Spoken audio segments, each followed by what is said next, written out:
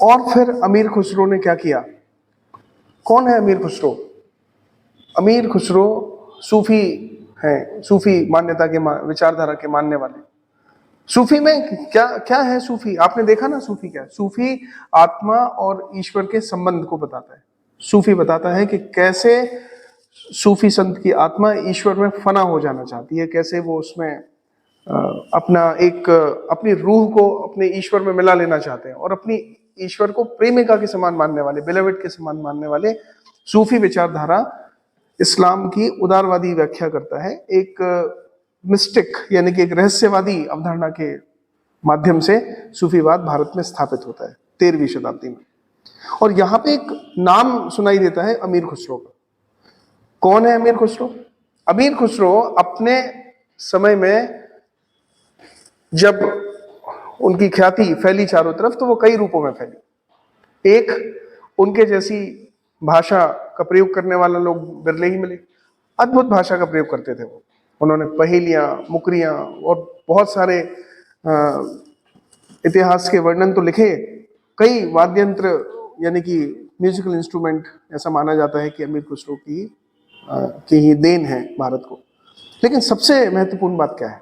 सबसे महत्वपूर्ण बात है कि अमीर खुसरो हजरत निजामुद्दीन औलिया के मुरीद हैं। जैसा कि आप जानते हैं कि सूफीवाद में पीर और मुरीद यानी कि गुरु और शिष्य का एक संबंध है। गुरु क्या करता है? गुरु यानी कि पीर मुरीद को राह दिखाता है। वो बताता है कि कैसे उसकी रूह पहुंच सकती है, कल्ब कर सकती है, फना हो सकती है ईश्वर में। तो अमीर खुसरो हजरत निजामुद्दीन औलिया के मुरीद हैं, और जब हजरत निजामुद्दीन औलिया को वो देखते हैं तो उनकी प्रसन्नता देखते ही बनती है। यानी कि औरा, उनका जो तेज है निजामुद्दीन औलिया का, उसको लेके वो एक बार कहते हैं कि लाली मेरे लाल की जित देखूं तित लाल, और लाली देखन मैं गई और मैं भी हो गई लाल। इसका क्या मतलब हुआ? इसका मतलब हुआ कि औरा, तेज, तेज देखा ना आपने? जैसे कैलेंडर में भगवान देखे हैं आपने? कभी देखा होगा किसी महापुरुष का अगर कैलेंडर में कोई मूर्ति बन जाती है या कैलेंडर में कोई फोटो उसका निकलता है, तो उसके ठीक पीछे आप देखेंगे एक तेज, एक सर्कल दिखाई देता है, जिससे पता चलता है कि उसका तेज कितना है, ऑरा कितना है। ऐसा हम इंसानों में भी फील कर सकते हैं।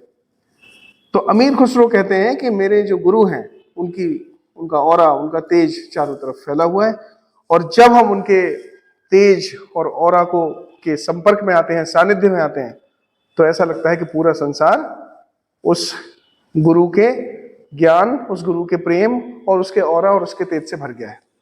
यानी कि अमीर खुसरो हजरत निजामुद्दीन पर फिदा है। ये वही हजरत निजामुद्दीन हैं जिन्होंने गयासुद्दीन तुगलक को कहा कि दिल्ली हनोज दूरस्त। ये कहानी तो पता ही होगी आपको।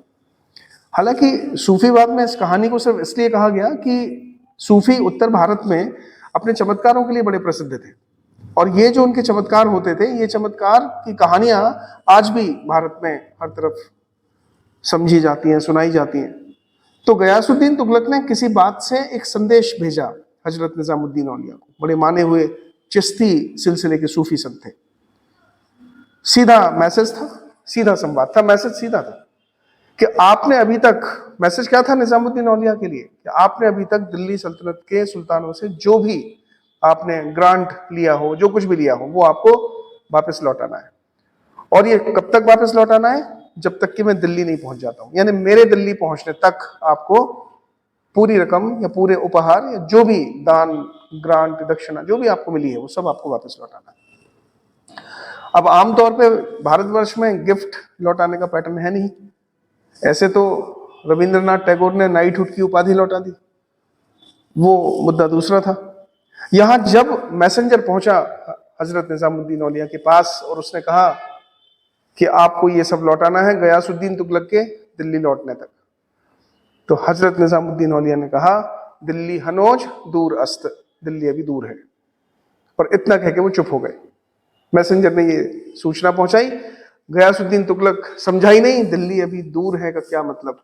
और जब वो पहुंचा, दिल्ली पहुंचने वाला था दिल्ली, तो उसके बेटे मोहम्मद बिन तुगलक ने लकड़ी का एक महल तैयार किया उसके लिए। और लकड़ी के उस महल में अपने पिताजी का जब वो स्वागत कर रहा था, तो लकड़ी के महल की एक शहतीर उसके ऊपर गिर पड़ी और उसके बाद गयासुद्दीन तुगलक की वहां मृत्यु हो गई। और दिल्ली हनोज दूर अस्त का मतलब तब तत्कालीन उस समय के दिल्ली के आसपास के रहने वाले लोगों को पता चला।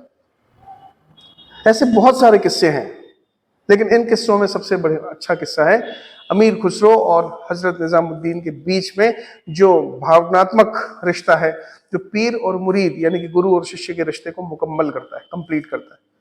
और उस रिश्ते में क्या था? उस रिश्ते में था कि जब मृत्यु हुई हजरत निजामुद्दीन औलिया की, तो अमीर खुसरो ने देख के कहा कि गोरी सोवत सेज पर मुख पर डारे केस, चल खुसरो घर आपने रैन भई चौदेस। अभी गोरी सोवत सेज पर आपको मालूम है सूफी मत में ईश्वर को बिलवेड यानी कि प्रेमिका समझा जाता है, और सूफी खुद प्रेमी है। तो यहाँ पे क्या है? सिंबोलिज्म है, एक सांकेतिक भाषा में गोरी सोवत सेज पर मतलब उसके आराध्य अभी यहाँ पे पड़े हुए हैं। और वो कहता है कि मुख पर डारे केस, अगर मेरे चेहरे पे बहुत सारे कोई पर्दा आ जाता है, कोई वस्तु आ जाती है, तो अंधेरा तो छाएगा ही ना। और चल खुसरो घर आपने, घर आपने मतलब अमीर खुसरो कह रहे हैं कि चारों तरफ अज्ञान फैल गया है, चारों तरफ अंधेरा फैल गया है। माफ कीजिए, अज्ञान तो शब्द सही नहीं होगा यहाँ पे, अंधेरा फैल गया। और ये अंधेरा भी सांकेतिक है। अंधेरा मतलब जहां हम चीजों को ना देख सकते हो, जहां हमारी स्पष्टता समाप्त हो जाती है, उसे शायद अंधेरा कह रहे हैं। तो अमीर खुसरो कह रहे हैं कि रैन भई चौदेस, रैन मतलब रात हो गई। और इस तरीके से क्या कहा उन्होंने कहा गोरी सोवत सेज पर मुख पर डारे केस, चल खुसरो घर आपने रैन भई चौदेस। और यहां से अमीर खुसरो ये घोषणा करते हैं कि अब संसार में अंधेरा है, अंधकार है, क्योंकि गुरु नहीं है। तो मुरीद अपने पीर के ना होने पर इस पूरे संसार को ऐसी घोषणा कर देता है कि अब यहाँ पे कुछ बचा ही नहीं है। और कहते हैं कि इसके कुछ समय बाद ही खुद अमीर खुसरो भी इस दुनिया में नहीं रहे। तो इस तरीके से अमीर खुसरो भाषा विज्ञानी है, जानकार है म्यूजिकल इंस्ट्रूमेंट के, और कव्वाली जैसे कुछ गाए जाने वाली प्रसिद्ध परंपराओं के जनक भी माने जाते हैं। और यह भी माना जाता है कि उनको भाषा का ऐसा ज्ञान था, अद्भुत ज्ञान था, जो 13वीं शताब्दी यानी कि 12वीं से 14वीं शताब्दी के बीच में हिंदी जिस रूप में बोली जाती थी, अमीर खुसरो उस समय में उस हिंदी को ऐसे बोलते थे मानो आज की हिंदी बोल रहे हैं। और इस तरीके से अमीर खुसरो का नाम हमेशा हमेशा के लिए मध्यकालीन भारतीय इतिहास में अमर हो जाता है, भारत में अमर हो जाता है। और उनका एक सबसे जो आला मुकाम उनको हासिल होता है, जो ऊंचा दर्जा उनको प्राप्त होता है, वो प्राप्त होता है जब वो सूफी के संदर्भ में हम इनकी व्याख्या करते हैं, जब हम देखते हैं कि सूफी आखिरकार क्या थे। देखिए, हिंदी सिनेमा में गाना आया, गाना क्या था, लाइन क्या थी? तेरे वास्ते मेरा इश्क सूफियाना। सुना होगा आप सबने। अब सूफियाना क्या होता है? सूफियाना का सीधा सा मतलब है कि जहां पे एक रहस्यवादी संबंध, प्रेम आधारित संबंध और मानवता आधारित संबंध हम अपने ईश्वर से बनाते हैं। आखिरकार ईश्वर को मानने की हर एक की अपनी अपनी व्याख्या है। क्या है वो व्याख्या? हम ईश्वर को अपना माता पिता गुरु एक बहुत कुछ हम मानते हैं, लेकिन सीधे तौर पर अगर हम ईश्वर को अपने आप से प्रेम के संबंधों पर आधारित जुड़ा हुआ देखें, तो उसका महत्व समझाने में फिर हमें कोई देर नहीं लगेगी।